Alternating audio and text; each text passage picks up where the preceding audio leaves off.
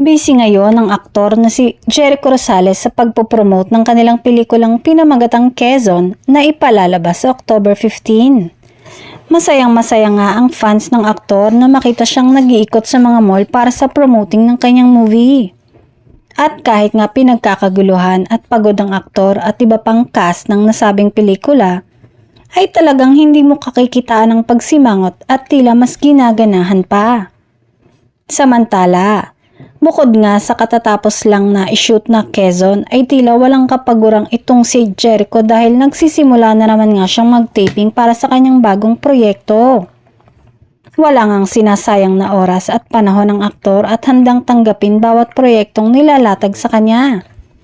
Wala din naman ngang masasabi kay Jericho pagdating talaga sa pagiging aktor dahil bukod sa isa siya sa mga dekalidad na aktor ng Pilipinas, ay versatile din siya at kayang gampanan kahit na anong genre.